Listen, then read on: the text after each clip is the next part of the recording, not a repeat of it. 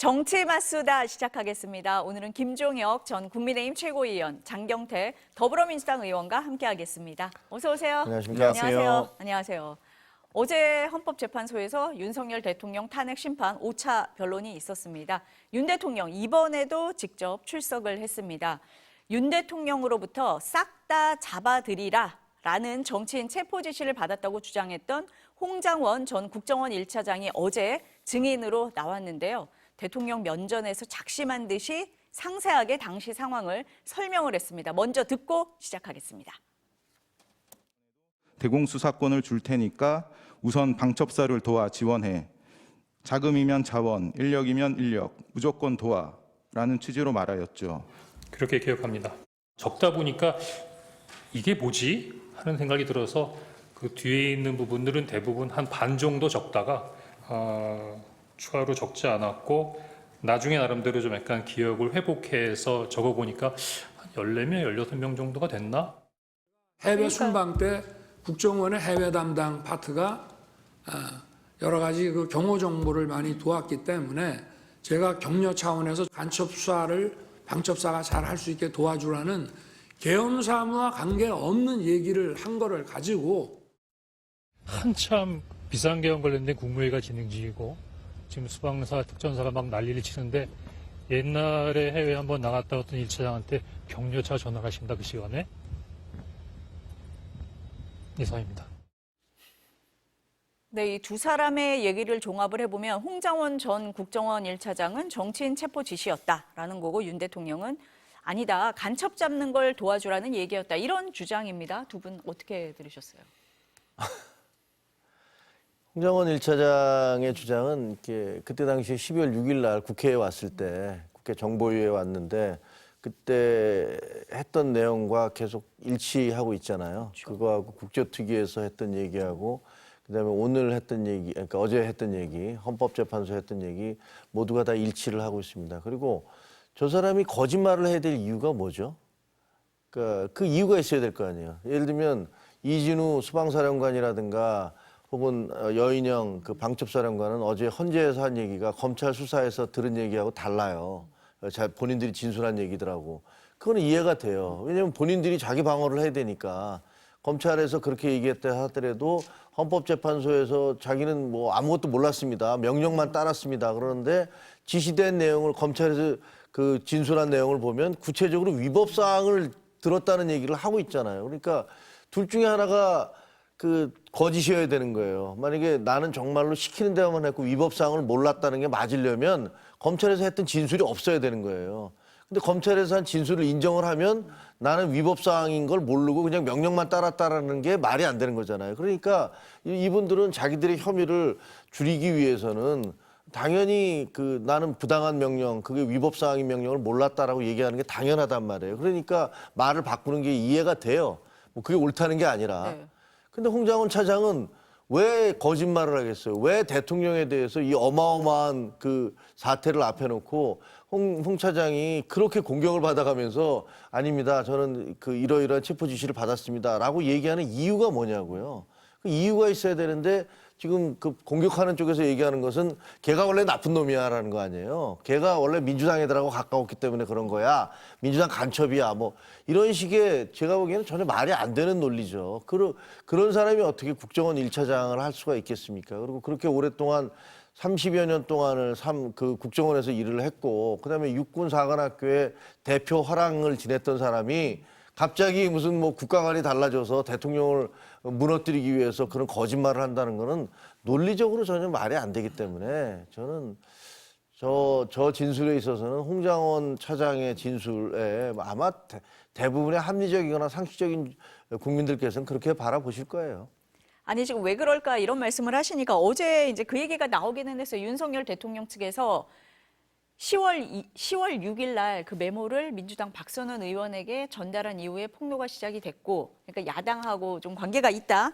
그리고 조태영 원장이 12월 6일요? 12월 6일이요. 그리고 조태영 원장이 그 홍 전 차장 해임을 대통령에게 건의를 했고 자신이 결재한 이후에 폭로가 시작됐다. 이렇게 주장을 한 거예요. 사실이 네네. 아닙니다, 그게. 네. 제가 취재를 해봐서 내용을 네. 알고 있어요. 그 사실이 뭐냐면 홍장원 차장은 그 이전에 그 사표를 제출하라고 해서 사표를 냈어요. 조태용 원장한테 냈고 그게 수리가 됐어요. 그래서 12월 6일 날 아침에 국정원으로 간 겁니다. 이임시까지 했어요, 거기서. 그리고 떠나와서 그 사람이 뭐 하려고 그랬냐면 국회에 와서 증언을 하려고 했어요. 그런데 갑자기 사표가 반려가 됐어요. 그래서 그때 국정원에 남아 있다가 계속 안 되니까 이 사람이 나는 안 되겠다. 국회 정보위에서 소환을 하니까 가야겠다라면서 온 거예요. 그게 온 게 제가 그 국회에 있었으니까 기억하는데 11시 반쯤인가 그렇게 됩니다.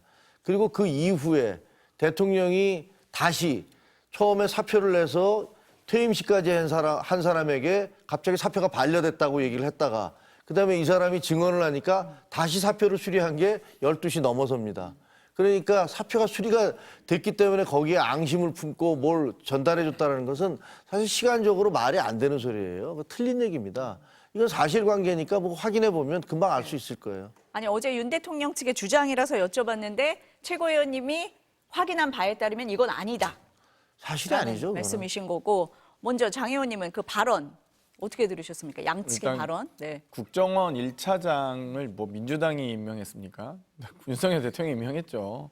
그리고 국정원 1차장은 원장 다음으로 되는 이 최고위직 국정원의 요원입니다. 그리고 육사 출신 아주 엘리트 군인 출신이고요. 뭐 전혀 민주당과 관련이 없는 분이고 또 여러 이 진술 과정에서 일관되게 진술하고 있고 또 이 어떤 기소나 이 형사재판에 연루가 되지 않았습니다. 이에 반해서 이진우 수방사령관이나 뭐 예를 들면 여인영 방첩사령관 같은 경우는 사실 이미 형사재판에 다 지금 넘어가 있는 상태이고 또 여러 이 군 병력을 위법 부당하게 동원한 과정에서 또 이 비상계엄 선포 과정에서 상당히 관여를 많이 한 것으로 당연히 뭐 여러 검찰 수사 결과서를 통해서 밝혀지고 있고요.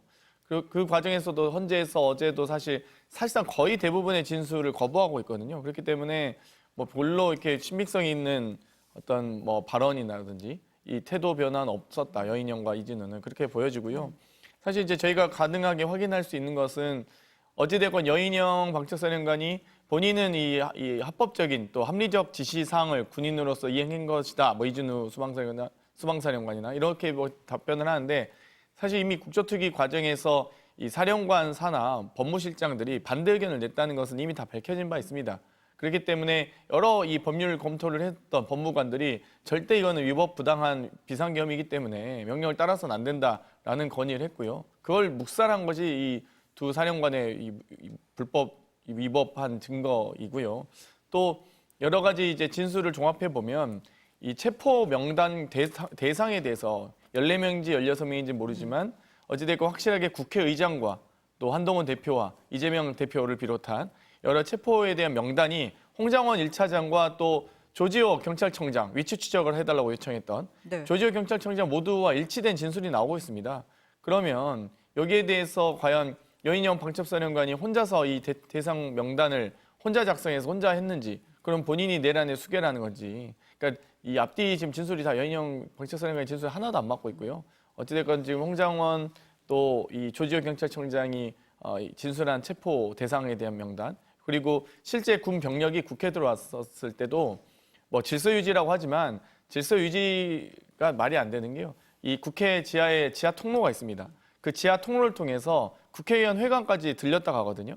그러면 그 부분은 사실 질서 유지를 지하 통로에 아무도 없는데 왜 질서 유지를 하러 갈 이유가 없는데 누군가를 잡기 위해서 간 게 아니냐라는 저희도 합리적 의심을 할 수밖에 없고 국회의원 회관에 없는 것을 확인하고 다시 본청으로 돌아오는 과정들. 그러니까 이 체포조 소위 군 병력의 이 동선을 보면 당연히 체포를 위한 동선으로밖에 이해할 수밖에 없기 때문에 뭐 저는 뭐 여인영 이진우 두 사령관의 진술 자체가 큰 의미가 없고 위증의 또 허위일 가능성이 매우 높다고 봅니다.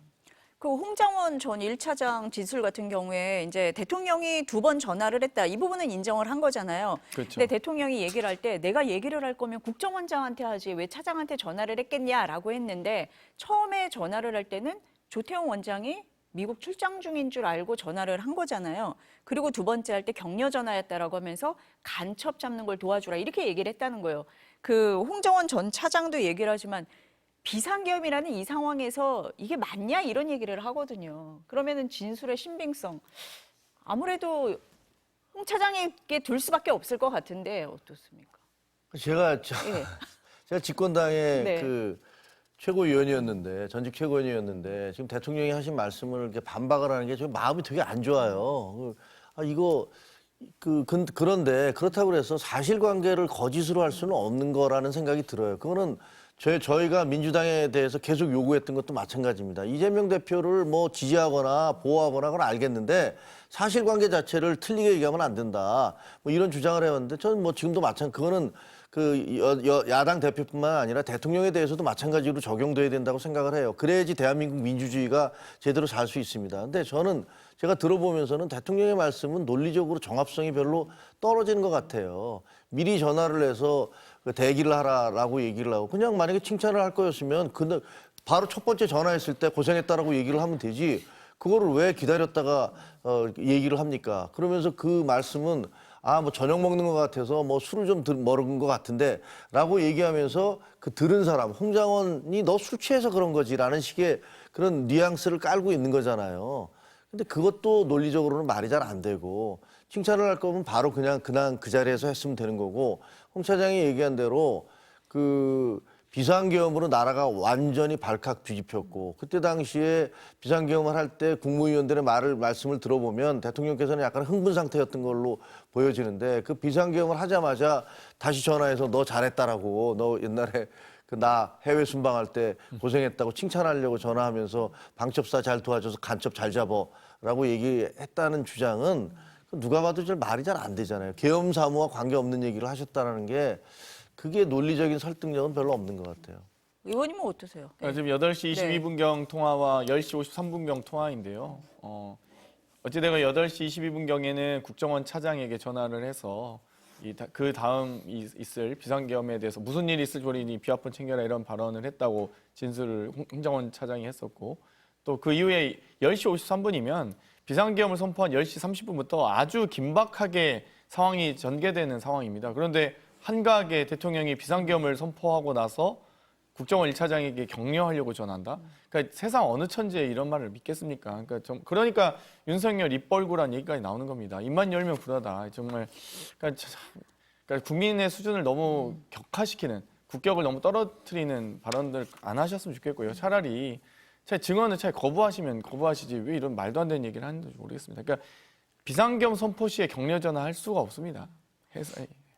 저도 차라리 대통령이 그냥 말씀을 안 하시고 변호인단만 물어봤으면 좋겠어요. 그러면 왜냐면 이게 변호인단하고 대통령이 자꾸 얘기를 하다가 말이 꼬이고 그 뉘앙스가 달라지고 그러는 거니까 대통령도 어쨌든 피의자가 된 이상 본인의 어떤 방어를 충분히 할 수 있어야 됩니다. 그러니까 자기 방어를 하는 거는 뭐 이해가 되겠는데 하지만 얘기를 하다 보면 자꾸만 앞뒤가 안 맞거나 논리가 꼬이게 되기 때문에 그거는 차라리 대통령이 그냥 변호인단에게 맡기고 계시면 어떨까 그런 생각도 드네요. 아니 지난번에는 이제 대통령이 직접 신문할 수 있는 기회를 줬는데 어제는 그거는 안 줬어요. 직접 신문은 아니고 증인 신문이 끝나고 나서 발언할 기회를 줬는데 그때마다 이제 대통령이 한 얘기가 지금 이렇게 논란이 되고 있는 그런 상황이거든요. 그러니까 두 분은 그럴 바에는 차라리 발언을 안 하시는 게 더 나을 뻔했는데 지금 국민들이 오히려 저 진술의 신빙성을 낮게 볼 것 같다. 이렇게 두 분 다 지금 보시는 거예요. 아까 장 의원님이 말씀을 하실 때 여인영 전 사령관 같은 경우에 대부분 증언을 거부를 했는데 당시에 조지호 경찰청장에게 이름이 담긴 명단을 전달을 했고 위치 추적도 요청했다. 이렇게 얘기를 그건 했거든요. 인정했죠. 네. 그러면은 홍 전 차장의 발언이 더 믿을만하다, 신뢰가 간다, 뒷받침하는 그런 증언이라고 봐야 되지 않겠습니까? 그러니까 국정원 1차장에겐 체포 지시를 또 방첩사령관을 통해서 이 조지호 경찰청장에게는 위치 추적 요청을 그러면 두 진술이 정확하게 일치합니다. 체포를 하려면 위치를 알아야 체포하는 거거든요. 그러면 위치 추적을 왜 그 14명에서 16명에 대해서 했는지를 해명을 해야 되는데 방첩사령관은 그 해명을 못하고 있거든요. 여인영도 그렇고 윤석열 대통령도 그러면 뭐 본인은 지시했는지 아닌지 그 부분까지는 아직 밝히고 있지는 않습니다만 실질적으로 방첩사령관은 검찰에 진술할 때는 또 본인은 그렇게 지시받았다라고 하고 있는 거니까요. 뭐 이 내란에 이 수괴가 되지 않기 위해서 뭐 여인영 방첩사령관도 노력할 텐데 정확하게 일치하는 진술이 있기 때문에 체포 대상과 위치 추적이라는 논리 구조도 명확하게 일치하고요. 그런데 지금 윤석열 측만 이런 부분에 대해서 지금 부인하고 있기 때문에 또 발언계를 기껏 드리면 무슨 달빛 호숫가에 있는 그림자이긴 하고 있으니까 국민들이 더 분노하시는 거거든요. 그래서 저는 어찌됐건 지금 여러 이 검찰 수사 기록과 또 여러 지금 이 증언들에 대한 논리적 관계, 선후 관계들을 모두 따져봤을 때 어찌됐건 뭐 체포를 위한 노력이 있었고 그 노력을 뒷받침할 만한 또 이 실행 계획들도 갖춰져 있었다라고 봅니다. 지금 이제 윤 대통령이 직접 발언할 기회 이런 말씀을 하셨었는데 그중에서 언론들이 굉장히 주목한 부분이 뭐냐면요. 자신이 직접 선관위에 군을 보내라고 지시했다. 이렇게 밝힌 부분이거든요. 직접 들어보시겠습니다. 선관위에 좀 보내라고 한 것은 제가 김용현 장관에게 얘기를 한 겁니다. 2023년 그 10월에 국정원으로부터 한 3차례에 걸쳐가지고 중앙선관위 그 전산 그 시스템에 대해서 자기들이 점검한 거를 보고를 받았는데 정말 많이 부실하고 엉터리였습니다. 그러니까 윤 대통령 발언으로 선관위에 군을 보내라고 지시를 했다. 이 부분이 명확해진 거고요. 다만 자신이 내린 지시는 시스템 점검이었지 서버 압수 지시는 아니었다 이렇게 주장은 했습니다. 근데 헌법기관인 선관위에 영장도 없이 군 투입을 지시를 한 거고요. 헌재가 지금 탄핵 사유 여러 쟁점 중에 이 부분을 굉장히 중요하게 보고 있거든요. 이거 어떻게 보십니까? 대통령이 그 비상계엄을 선포하면서 계속 강조한 것은 부정선거 때문이었다. 그 증거가 계속 차고 얘기했죠. 넘친다. 네. 이렇게 주장을 하셨잖아요. 그리고 또 실제로 길거리에서 시위하고 계신 많은 분들이 그 대통령의 말씀을 뭐 대통령이 얘기를 했으니까 사실로 믿고 그리고 부정선거가 자행됐다라고 생각하는 분들이 많이 계세요. 그러니까 그 지지자들을 결집하기 위한 굉장히 중요한 핵심 단어가 부정선거인데 그 부정선거를 내가 척결하기 위해서 그걸 확인하기 위해서 그래서 내가 선관위에다 보낸 거다라는 메시지잖아요. 네. 근데 이 메시지는 그러면 헌법기관에 불법적으로 군대를 보낸 것 자체가 불법이죠. 그러니까 그것은 얘기했던 내란에 해당하는 걸 수가 있잖아요. 그렇게 볼 수가 있단 말이에요. 그러니까 둘 중에 하나를 선택해야 되는 거예요. 하나는 나는 군대 내가 거기다 선관위에 보내라는 지시 안 했어. 라고 얘기를 하면 그 지지자들을 실망시키게 되는 거죠. 예? 근데 그 대신에 법적인 부분은 내가 내란을 저지른 거야 라는 부분은 조금 벗어날 수 있는 거고 반대로 내가 보냈어 라고 얘기하면 지지자들은 환호할 겁니다. 아, 역시 대통령께서 부정선거를 확인하기 위해서 이 비상계엄을 한 게 맞아 라고 환호하겠지만 반대로 법적인 문제에 있어서는 이게 무슨 얘기지? 대통령이 그러면 알면서 보냈다 이거지? 당신 입으로 진술을 했으니까 이렇게 될 수가 있는 거예요. 그래서 이 두 가지에 하나는 법적 문제하고 하나는 정치적 문제가 있었는데 어제 대통령은 정치적인 채택을 하신 겁니다. 그러니까 법적인 문제는 뭐 어차피 이거 아니더라도 선관위가 아니더라도 네. 포고령 문제라든가 체포조라든가 국회 진입이라든가 이런 것들이 다 사실 문제가 되고 있는 거잖아요. 그렇죠. 그러니까 어차피 그건 뭐 법적인 문제에서 벗어날 가능성이 별로 없다면 정치적인 것이라도 택하자 이렇게 생각하신 것 같아요. 그러니까 부정선거라는 부분에 방점을 둔 거다 그런 것 이렇게 같습니다. 보시는 거고. 장 의원님은 어떻게 보십니까? 사실 이 탄핵소추안의 주요 근거 중에 하나도 헌법기관인 선관위의 이 무력을 사용했다는 것, 또 이 검찰의 기소 의견 중에서도 가장 중요한 것은 또 헌법기관 국회와 선관위의 군을 진주시킨 것, 이 부분이 검찰과 국회의 일치된 의견인데요. 지금 이 비상계엄에 대해서도 윤석열 측은 지속적으로 이 예산삭감, 그러니까 이 비상계엄을 선포한 이유에 대해서 예산삭감과 부정선거를 들었고, 심지어 이 김용현 장관 측도 여러 국정조사 과정이나 국조특위 과정이나 헌재 재판 과정에서도 대통령의 비상대권을 사용할 만큼 대통령이 정보를 가장 많이 확보하고 있었기 때문에 부정선거 의혹에 대해서 상당히 자기는 진지하게 들었다는, 그러니까 소위 허위로 판단하거나 혹은 거기에 대한 어떤 이견이 없었다는 식으로 진술한 바 있거든요. 그렇기 때문에 아마도 이 부정선거 의혹에 대해서 지속적으로 이 부정선거의 근거로 한 비상계엄 선포를 정당화하기 위한 윤석열 측의 어떤 입장과 논리의 한 축과, 또 한편으로는 계속적으로 이제 이후에 헌재 재판 이후에 헌법 재판의 이 어떤 결정 자체를 부정하고자 하는 그 근거로, 그리고 그 활동을 또 지지자들에게 줄 메시지로서 부정선거를 지속적으로 악용하고 있는 겁니다. 그래서 저는 아무튼 이런 뜬구름 잡기식 부정선거 의혹에 대해서 과연 어느 선거구에 어느 투표소에서 부정선거가 있었는지 이런 부분에 대해서 밝히지도 못하면서 계속 그냥 부정선거 얘기만 하고 있고요.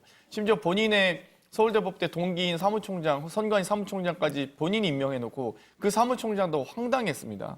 부정선거 없다. 도대체 어떻게 이 부정선거가 일어날 수 있는지 그 근거도 제시하지 못하고 있다라는 얘기를 했고요. 본인이 이 선관위 사무총장까지 무리하게 바꿔가면서까지 임명을 했음에도 불구하고 그 임명된 사람도 없다라고 얘기를 하고 있기 때문에 정말 저는 더 이상 이 헌정 질서를 무력화시키는 저런 발언들을 굳이 헌법재판소까지 나와서 저렇게 하는 것도 매우 안타깝게 생각합니다.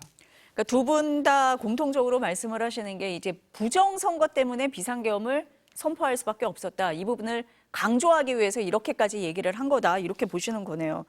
윤석열 대통령이요. 또 이런 말도 했습니다. 들어보시겠습니다. 군을 철수시켜라. 특히 국회에 있는 군은 이동수단이 도착하기 전이라도 무조건 경내에서 빼내라. 이제 이렇게 하고 지금 뭐 여러 가지 아까도 제가 말씀을 드린 게 아무 일도 안 일어났다는 말씀을 아까 드렸고요. 뭐 지시를 했니, 지시를 받았니, 뭐 이런 얘기들이 마치 어떤 호수 위에 떠 있는 무슨 달그림자 같은 거를 쫓아가는 그런 느낌을 좀 많이 받았고요. 먼저 우리 최고위원님께 여쭤볼까요? 제가 대통령이 말씀을 안 했으면 좋겠다라고 얘기하는 게 저렇게 되면 자꾸 본인의 말이 모순되는 게 생겨나거든요. 지금 뭐라고 그러셨냐면 군을 철수시켜라라는 그렇게 이송수단이 헬기가 다시 오거나 무슨 뭐 이송수단이 오기 전에 먼저 빼내라라고 얘기했잖아요. 그러면 명령을 안 받은 애들이 거기 들어갔단 말입니까? 철수라는 명령은 대통령이 내렸는데 그럼 진입하라는 명령은 누가 내린 겁니까? 그러면 대통령의 계엄군이 대통령의 지시 없이 그냥 국회에 진입을 했습니까? 근데 대통령은 빼내라는 명령을 했다라고 주장을 하시잖아요. 빼내라는 주장을 하셨으면 들어가라는 명령도 하셨다는 것을 누구나 추론할 수 있지 않습니까? 그리고 실제로 국회 안에 들어갔고 본청 안에도 280명인가가 지금 침투해서 들어갔잖아요. 그러니까 그 명령을 대통령의 지시 없이 수행할 수 있다라고는 아무도 생각하지 않아요. 그러니까 철수하라고 얘기를 했다라는 얘기 자체가 내가 진입하라는 명령을 했다. 왜냐하면 진입하라고 명령한 사람이 철수하라고 그럴 거 아닙니까? 그렇죠. 명령권자가 다를 수는 없는 거 아니에요. 그럼 지시는 진입하라는 명령은 딴 사람이 받았는데 철수하라는 명령은 다른 사람이 한다? 이것도 이상하잖아요. 그러니까 그래서 그냥 변호인한테 맡기고 변론을 하는 거는 뭐 자유지만 본인이 자꾸 말씀을 하시다 보면 저렇게 뭐 논리적으로 모순되는 게 생겨난다. 그런 얘기를 하고 싶은 거죠. 아무 일도 안 일어났다. 이거. 아무 일도 안 일어났다는 건 뭐 사실이 아니죠. 일단 국회 내에 계엄군이 들어갔다는 자체, 그리고 그것이 CNN 이런 데 생방송되지 않았습니까? 그리고 그때 나온 얘기가 군인 막 들어가는 거 보면서 이것이 북한이 아니라 사우스 코리아에서 벌어지는 일입니다. 이렇게 보도를 했어요. 국격이 어떻게 되는 겁니까? 근데 그것이 뭐 아무 일도 안 일어났다는 것은 시민들이 피를 철철 흘려야지 무슨 일이 벌어지는 건 아니지 않습니까? 이미 그 자체가 선관위나 국회에 군인들이 출동을 했고 유리창을 깨고 들어갔고 뭐 이런 것들이 다 왜 아무 일이 아니겠습니까? 다 큰 일이지. 뭐 국회 보좌진이 군인을 납치해서 데려간 게 아니잖아요. 그러면 저는 이 빼내라 이런 표현에 대해서 아마 본인은 국회의원을 빼내라고 한 게 아니다. 요원을 빼내라고 했다라는 주장을 지금 뒷받침하기 위해서 저렇게 주장하고 있는 것 같지만 가장 중요한 것은 진입명령을 언제 어떻게 내렸냐는 겁니다. 사실 이 헌법기관의 군 병력을 진주시키는 그 진입명령 그것 자체가 가장 중요하고요. 아마 이 국회의원 빼내라는 말을 지금 물타기 하기 위해서 아마 저렇게 요원을 빼내라라는 말로 지금 희석하려고 하는데 사실 저희 뭐 시민들이나 국회 직원들이 군인들을 저희가 감금하고 있던 것도 아니고요. 그냥 군인이 저렇게 앞에서 저희는 막고 있는 입장이었기 때문에 그냥 나가시면 됐었어요. 그냥 나가시면 편하게 나가실 수 있는데 그리고 실제로 이 비상계엄 해제 의결이 된 이후에 군인들이 알아서 다 철수합니다. 시민들이 막 박수 쳐주고 고생하셨습니다. 막 다들 오히려 격려해 주시고 따뜻하게 오히려 그런 과정들이 다 이미 이 많은 언론을 통해서 또 여러 이 유튜브 생중계를 통해서 많은 국민들이 보셨거든요. 뭐 비상계엄 해제되고 나서 알아서 잘 철수하고 있는데 실제로 국조특위 과정에서 여러 사령관들도 비상계엄 해제 의결이 되자마자 이제 철수 명령 내렸다. 그랬더니 또 대통령께서 그렇다고 하시잖아요. 좀만 더 버티지 그랬냐. 김용현 장관이 그런 거죠. 김영현 장관이 그렇죠. 김영현 장관이 좀만 더 버티지 그랬냐 이런 표현을 했다는 것은 저희가 군인을 감금할 이유도 없고 그냥 빨리 좀 벗어났으면 좋겠는데 빨리 가셨으면 좋겠는데 왜 안 가시지 이런 과정이었고요. 그렇기 때문에 빼낼 요원이 있지도 않았고 뭐 빼낼 노력을 할 필요도 없었다. 다시 한번 이렇게 말씀드리고 싶습니다. 지금 이제 그 요원이 아니라 의원 빼내라고 했다는 그 부분을 말씀을 하셔서 지금 어제 내란 국조특위 얘기를 지금 장 의원님이 먼저 해주시고 계신 것 같아요. 어제 곽종근 전 사령관이 내란 국조특위에 또 나왔었잖아요. 그 발언부터 듣고 얘기를 조금 더 여쭤볼게요. 발언 들어보시겠습니다. 그 인원이 요원을 빼내라고 했던 그때 당시의 시점에서는 도저히 그 인원들이 본관에 들어가 있지도 않았습니다. 제가 비상계엄 상황이 발생하기 전이나 그 중간에도 어느 누구로부터 질서를 유지하라, 시민을 보호하라, 경고용이다라는 말을 제가 들은 바가 없습니다. 지난번 헌재 변론에서 가장 많은 사람들이 얘기했던 게 의원이 아니라 요원을 끌어내라고 했다 그 발언이었는데 지금 장 의원님 먼저 말씀을 해주신 거예요. 그럼 어제 이 곽종근 전 사단장이 한 번 더 얘기를 하면서 이 논란은 이제 끝나는 겁니까? 그러니까 사실 어떠세요? 이제 예. 이 당시에 국회 본청 저도 이제 정확한 시각을 확인해봐야 될 것 같은데요. 이미 이 12시 20분 정도에 군 병력이 그 당시에 본청을 깨면서 들어오진 않았었습니다. 그런데 지금 이제 곽종근 사령관의 증언대로라면 이 12시 20분에 요원을 끌어내러 갔는데 본청에 지금 진주하지 않았는데 끌어낼 요원이 없거든요. 근데 어떻게 끌어낼 요원도 없는데 뭘 끌어내라는 건지 사실 국회의원을 끌어내라는 것이죠. 제가 아마 제 기억엔 12시 30분 정도가 돼서야 국회의원 과반을 채운 것 같거든요. 제 기억엔 1시에 본회의가 소집돼 있었고 01시 01분에 이제 소집 의결이 되니까요. 그래서 아마도 12시부터 12시 반 사이에 엄청 많은 또 비어폰을 사용해서 여러 사령관들에게 지시하지 않습니까? 빨리 국회의원들 아직 과반이 안 된 것 같으니 빨리 끌어내라라는 이런 표현들도 있고요. 그래서 제가 보기엔 아마 곽종근 사령관의 증언이 더 신뢰도도 높고 여러 이제 아마 비어폰 서버 기록이 아직까지 경호처가 제출하고 있지 않기 때문에 그 서버 기록만 나온다면 저는 정확한 시간들, 비어폰 사용 기록들이 다 나올 거라고 봅니다만 국회의원들이 과반도 안 됐고 그때 당시 군인들을 빨리 독촉해서 국회의원들을 끌어내라라고 했다면 지금까지도 비상계엄을 해제 못하고 현재 계엄인 상태로 제가 이 방송도 못했겠죠. 그러니까 더 이상 논란이 될 필요가 없다. 장 의원님 이렇게 보시는 12시 거고. 20분에는 네. 그 본청에 들어오지도 않았었던 시간인 것 같습니다. 당시 제 기억에. 국회에 있었고 상황을 봤을 때도 예. 곽 전 사령관의 얘기가 신빙성이 있는 것이 이건 더 이상 논란거리는 아니다. 다른 이렇게 분들 보시는 증언이 거고. 다 일치하고 네. 있는데 윤석열 대통령 측과 김영현 장관만 좀 달라요. 다르다. 최고위원님도 비슷하게 보시는 겁니까? 그러니까 이제 워낙 굉장히 어떤 격변의 순간이었잖아요. 근데 그 순간에 어떤 사람이 했던 말 실수나 말 꼬투리를 잡아서 계속 전체의 그림이 잘못됐다라고 주장하는 거는 온당한 태도는 아니죠.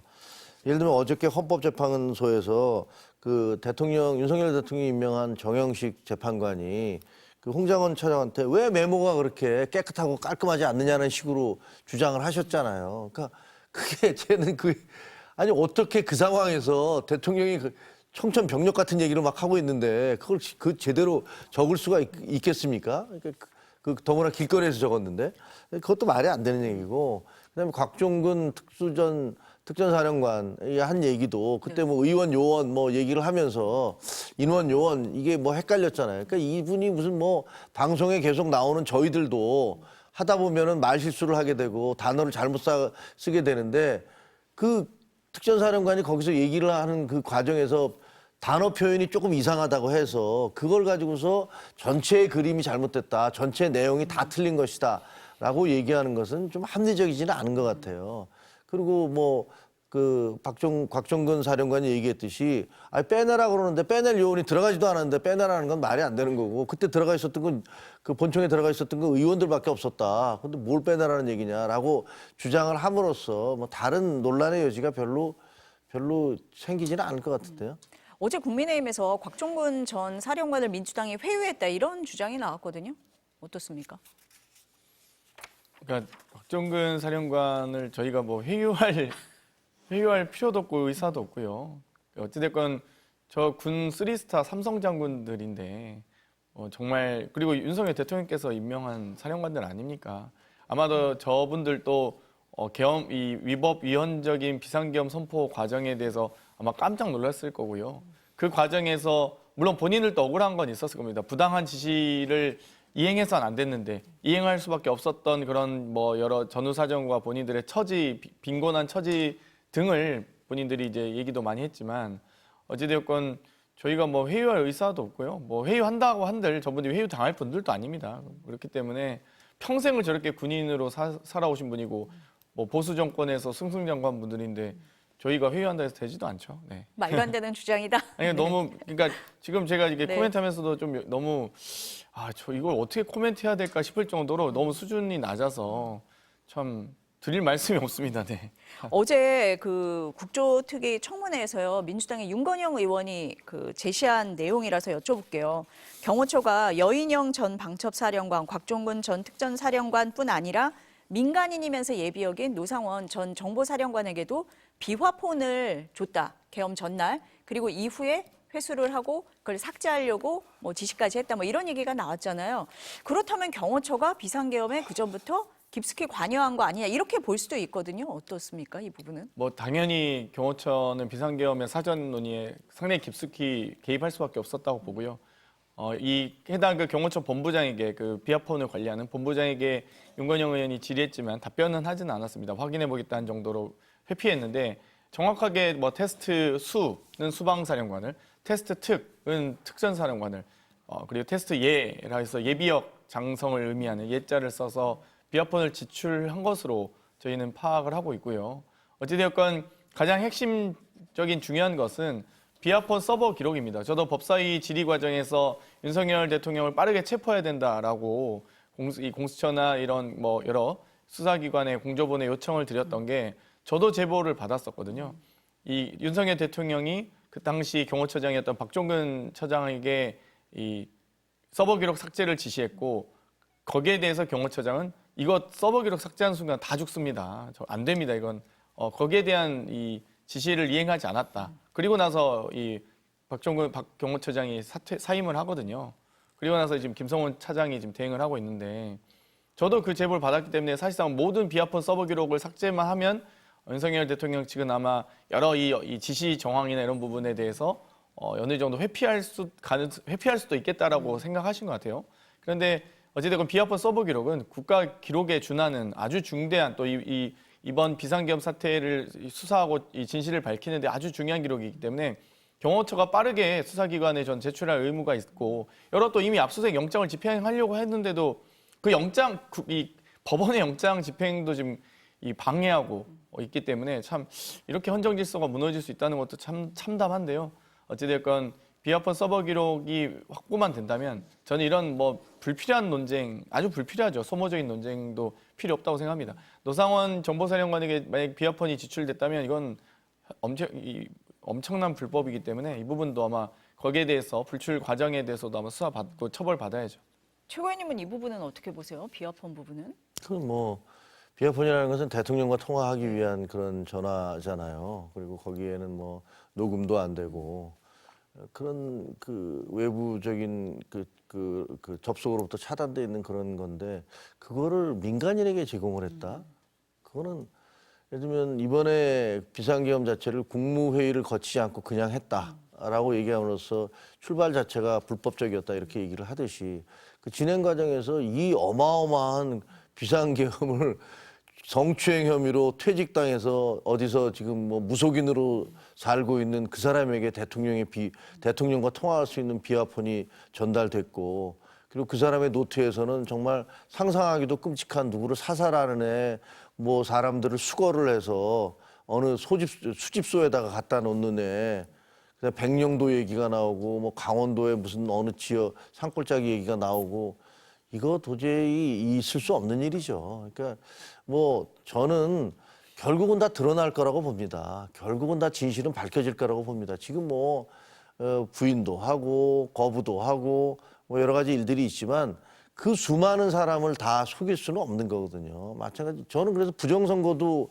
그게 불가능하다고 보는 게 그 관련자가 한두 명이어 갖고는 가능하지도 않은 거잖아요. 저 비상계엄도 관련자가 한두 명으로는 가능한 게 아니지 않습니까?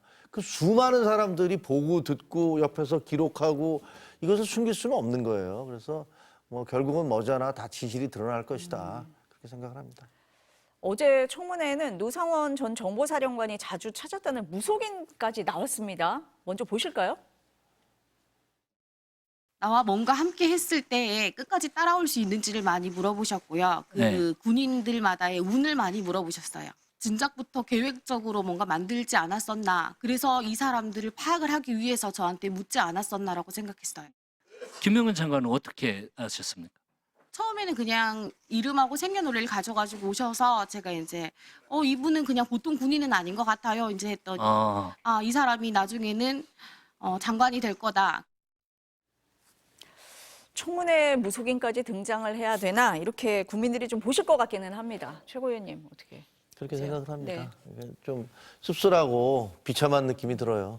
대한민국 정치가 이제 바닥으로 가다 못해서 지하실 아니라 이제는 정말 그라운드 몇 가지 내려가려는지 모르겠다라는 생각이 드는데 그 무속인 나와갖고 거기서 물론 이제 그렇게 따지면 노상원이라는 어떻게 뭐 버거보살이니 무슨 뭐 동자보살이니 뭐 이런 사람이 그 비상계엄의 핵심으로 어찌 보면 총책임자 같은 역할을 했다는 게 말이 되느냐? 말이 안 되죠. 말이 안 되는데 그 사람과 상의를 했다는 무속인을 불러서 또 그 사람의 얘기를 들어보자라고 얘기하는 것도 참 너무나 비참한 느낌이 들어요. 저걸 보면서 국민들은 무슨 생각을 하실까? 이 정치권에 대해서, 대통령실에 대해서, 그리고 우리 군인들에 대해서 무슨 생각을 할까? 마치 아버지가 엄청 뭘 잘못했는데 그걸 다 까집어서 그걸 다 자식들한테 보여주면서 니네 아버지가 이렇게 나쁜 사람이야 라고 얘기하는 것 같은 느낌이 들어서 가슴이 좀 아프고요. 그냥 법률적인 부분으로만 갔으면 좋겠다라는 생각이 듭니다. 그리고 저거는 꼭 국정원에 부르지 않아도 참고로 얼마든지 할 수 있는 거잖아요. 그걸 하여튼 좀 굉장히 마음이 안 좋았습니다. 저는 이제 두 가지 유의미한 네. 지적이 있었다고 보는데요. 어찌됐건 이 대통령 직통폰, 보안폰으로 불리는 비아폰을 노상원 예비역에게 민간인에게 지급한 것도 문제지만 실제로 이 두 가지 진술 중에 하나가 이미 여러 가지 군인들을 정말 뭐랄까요 사주 점괘인지 사주지를 무속인에게 물어보면서 이분들을 믿을 만한 사람이냐고 했다는 건 사실상 이제 이 비상계엄 선포를 이미 상당히 오래전부터 준비하고 있다는 근거로 저는 의미가 있다고 보고요. 아마 누구누구를 물어봤는지까지만 확인되면 제가 보기엔 더 비상계엄에 관여한 공로자들, 소위 관여자들에 대한 명단 리스트업이 될 거라고 보고요. 두 번째는 이 사람은 장관이 될 거다라는 그러니까 증언입니다. 그러니까 사실 신원식 국방부 장관이 이종석 전 국방부 장관 다음으로 되고 나서 심지어 국회의원직까지 내려놓고 갔었거든요. 근데 비례대표이기 때문에 입각을 하게 되면 의원직 사퇴를 해야 됩니다. 의원직 사퇴까지 하면서 국방부 장관으로 갔는데 6개월도 안 돼서 저희가 교체될 때 약간 이상하다 생각했습니다. 왜냐하면 신원식 국방부 장관이 뭐 그렇다고 해서 윤석열 대통령에게 그렇게 막 뭐 찍힐 만한 행동을 하거나 이러진 않았었거든요. 뭐 저희는 당연히 반대 입장이지만 근데 갑자기 교체돼서 이게 무슨 일이지? 라고 생각했죠. 그래서 뭐 무슨 일이지 했는데 나중에 좀 이제 밝혀지는 과정이 뭐 김영현 국방부 장관과 그러니까 김영현 당시 경호처장과 신원식 국방부 장관이 언쟁을 벌였다. 고성으로 언쟁을 벌였다. 뭐 비상계엄은 절대 안 된다. 시대가 어느 때인데 하느냐라는 식으로 언쟁을 벌였다는 건 아니겠습니까? 그 과정에서 소위 비상계엄 반대파였던 신원식 장관을 경질하고 비상계엄 찬성파였던 경호처장이었던 김영현 장관을 장관으로 앉히는 과정이지 않았나 이런 생각이 들고요. 근데 그 사실을 민간인인 입각에 대한 국회에서도 입각에 대한 정보가 없어서 저희도 약간 이례적이고 전격적이라고 봤는데 이미 이 노상원 민간인이 이 사람 국방부 장관 될 사람이야 라고 얘기했다는 것 자체가 저는 이미 이 내란 이 모의에 상당히 깊이 관여가 돼 있고 또 사전에 상당히 치밀하게 계획했다라는 근거라고 봅니다. 그런 사전 모의 과정을 좀 이 부분에서 짚어볼 수 있었다 이렇게 보시는 거네요. 국조특위가요 현장 조사를 하겠다 그러면서 이제 윤석열 대통령, 김용현 전 국방부 장관 구치소까지 가서 조사를 하겠다고 했어요. 오늘 오전에 이제 동부구치소에 갔는데 김 전 장관이 응하지 않았거든요. 오후에는 뭐 서울구치소에 간다고 하는데 과연 이 현장 조사라는 게 실익이 있느냐 이런 얘기가 나오는데 어떻게 보십니까? 민주당에서는? 뭐 일단 국정조사 과정에서는 뭐 국정감사도 그렇고요. 현장 실사를 갑니다. 그래서 현장 실사를 가서 저희도 뭐 법사위에서 여러 뭐 예전에 대검찰청을 간 적도 있고요. 또 서울구치소에서도 국정감사를 한 바가 있습니다. 그렇기 때문에 이 국조특위라고 하면 당연히 이제 국회에서 여러 이 질의 과정도 있을 수 있지만 실제 현장 실사를 가서도 질답을 있을 수 있거든요. 그래서 국회 참석하기 어려운 또 현장에 있는 분들에게 또 직접 또 질의를 할 수 있는 과정도 있기 때문에 저는 뭐 현장 실사에 대해서 응하는 것이 고위공직자를 역임했던 분들의 또 책임감이라고 보는데 뭐 거기에 대해서 또 거부할 수 있는 권리도 있으니까요. 그 권리는 뭐 존중해야 됩니다만 어찌되건 지금은 진실을 밝히는 과정이고 본인이 정말 떳떳하고 당당하다면 또 윤석열 대통령은 대국민 담화에서도 떳떳하고 당당하게 수사와 재판에 임한다고 하지 않았습니까? 그러면 이 부분에 대해서도 정말 떳떳하고 당당하게 하셨으면 좋겠는데 계속 감추고 숨기고 말 바꾸고 이렇게 하고 계시기 때문에 이 부분까지 다 고려해서 아마 헌재에서도 국정조사 이 과정도 국조특위의 과정도 다 지켜보고 있을 거거든요. 이 국조특위에서 나온 근거와 증언들도 다 정리해서 아마 보고를 받을 텐데요. 이런 과정도 저는 다 이 헌재 재판에 반영되리라 봅니다. 그러니까 보여주기식 조사가 아니라 필요한 과정이다 이렇게 현장 보시는 실사는 거고. 합니다, 국회에서. 네. 네. 최고위님 어떠세요? 아니, 그건 보여주기식이라고 했지만 저는 그냥 쇼한다고 생각합니다. 근데 궁금한 건 도대체 누구한테 보여주려고 그런 의미 없는 쇼를 하느냐가 궁금해요. 지난번에 공수처도 마찬가지잖아요. 뭐 대통령한테 가서 조사를 하겠다고 그래서 가서 그냥 기다리다 하염없이 기다리다 그냥 오고 몇 차례를 하다가 결국 넘기는 그런 일이 있었는데 심지어는 헌법재판소에 그 탄핵 심판 받으러 가는 대통령한테도 동행명령장을 발부하겠다. 그래갖고 가서 뭐 얘기를 하겠다라고 얘기하는 거 보면 이거는 도대체가 정상적이고 합리적으로 조사가 이루어질 거라고는 가능성이 전무한데도 누군가에게 보여주기 위해서 하는 것 같아요. 그 보여주기 위한 게 좀 심한 말씀인데 당 지도부입니까? 아니면 국민입니까? 강성 지지자입니까? 누구한테 보여주려고 그러는 겁니까? 그런데 그런 행동을 하면 할수록 국민들이 참 한심하구나라고 생각하고 등을 돌린다는 걸 모르시는 모양이에요. 좀 답답합니다. 이 부분에 대해서는 두 부분이 확연하게 다른 말씀을 하고 계십니다. 그 민주당 이재명 대표 얘기 좀 여쭤봐야 될 것 같은데 지금 이제 공직선거법 위반으로 항소심 재판을 이제 20일부터 받고 있잖아요. 이제 받기 시작하긴 하는데 위헌법률 심판 제청을 했습니다. 이 부분에 대해서 여권에서는 재판을 지연하기 위한 거다 이렇게 얘기를 합니다. 어떻게 반박하시겠습니까? 누구나 다 본인이 헌법과 법률이 정하는 권리를 다 사용할 수 있다고 보고요. 사실 공직선거법 250조 허위사실 유포도 사실 여러 가지 허위사실 유포의 범위도 상당히 광범위합니다. 그래서 보통 개인의 어떤 방어권을 위해서 여러 가지 어떤 기억과 표현에 대해서는 이렇게 뭐 당선 무효형까지 나오지 않거든요. 보통 이제 자신의 당선을 목적으로 이 허위사실로 상대 후보를 비방했을 때, 상대 후보를 폄하하고 비방했을 때 당선 무효형이나 이렇게 될 수는 있는데 이렇게 자기 기억에 또 표현에 의존한 발언을 가지고 이렇게 과연 이게 허위사실인지도 모르겠고요. 허위사실 유포가 과연 법리적으로 또 유권자들에게 어떤 영향을 미치는지에 대해서 정확한 분석이 없는 상태에서 이 부분이 판결이 났기 때문에 당연히 만약 헌법에 위배될 수 있는 법률 조항이라고 한다면 개인의 방어권을 위해서라도 위헌법률 신청을 할 수 있다고 봅니다. 그렇기 때문에 뭐 재판 지연이다 뭐라 하는데 제가 보기엔 재판 지연의 최고봉은 지금 나경원 의원님 아니신가요? 지금 5년째 지금 1심 판결도 안 나오고 있잖아요. 그래서 저는 뭐 재판 뭐 빨리 하자고 하시는데 저희가 그래서 법원조직법 개정할 때도 판사 증언도 해드리고 또 판사 임용 기준도 7년에서 5년 다 낮춰주고 지금 할 수 있는 제도적인 노력들을 다 하고 있거든요. 그렇기 때문에 저는 국민의힘에서 무슨 주장하고 싶으신지는 알겠는데 재판 지연은 지금 윤석열 대통령께서 가장 하고 계시거든요. 검찰의 출석 요구 다 거부하시고 뭐 심지어 헌재의 이 송달까지도 거부하시고 공수처 출석도 거부하시고 이 영장 집행도 거부하시고 그리고 뭐 여러 출석 요구나 수사 조사에도 거의 응하지 않고 계시기 때문에 또 재판에 대한 지연 또 여러 증인 채택도 지금 엄청나게 많이 하고 있어요. 윤석열 대통령 측이 그 증인 하나하나 신문해달라고 요청하고 있고 그러면 그 재판 지연의 최고봉은 또 윤석열 대통령 측 아니겠습니까? 어찌되었건 저는 본인의 뭐 권리이기 때문에 여러 재판받을 권리 중에 하나라면 저는 뭐 충분히 사용하실 때 그래도 내로남불은 안 하셨으면 좋겠습니다. 어떻게 보세요? 그 다른 사람이라면 네. 일반인이라면 그런 얘기가 얼마든지 가능해요. 근데 이 법률심판 제청이 얼마나 웃기냐면요. 2019년도에 이미 본인이 제청을 하셨었어요. 그때도 친형 정신병원 입원시킨 거, 그다음에 검사 사칭한 거 이걸로 공직 허위사실 공표로 해서 재판 2심에 올라갔거든요. 그러니까 2심에서 유죄가 나왔잖아요. 근데 그때 이거 똑같은 이유로 이거 공직자가 그 허위사실 공표했다는 이유로 해서 선고까지 떨어뜨리는 건 문제가 된다라고 위헌 심판 제청을 했어요. 본인 사건으로 해서 그때 대법원이 얘기 안 된다라고 기각을 했어요.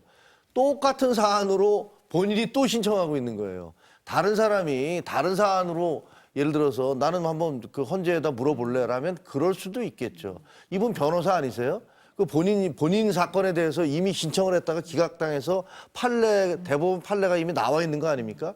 그런데 다시 신청을 하는 이유가 뭐겠어요? 그럼 이거 만약에 판사가 신청을 하면 재판이 중단되잖아요. 그리고 헌법재판소에 그거를 가려면 또 한참 걸리지 않습니까? 그런 사이에 조기 대선이 이루어져서 2심 재판 나오기 전에 나는 빨리 끝내야겠다. 이런 생각을 하기 때문에 누가 봐도 뻔한 수 아닙니까? 근데 그거를 무슨 본인의 개인의 피의자의 권리 존중돼야 되죠. 그렇지만 다른 사람은 다 그래도 지금 이재명 대표는 본인이 과거에 2019년에 한 것도 있기 때문에 그렇게 말씀하실 수 없다. 그래서 뭐 우리 당에서 얘기했던 상습적 꼼수다. 그게 저는 적합한 표현이라고 생각을 합니다. 뭐 재판부가 받아들일지 아닐지 이거는 봐야지 알겠습니다만 어쨌든 두 분이 이 부분에 대해서도 전혀 다른 입장에서 말씀을 하셨습니다. 두 분 말씀은 오늘 여기까지 들어야 될 것 같습니다. 감사합니다. 감사합니다.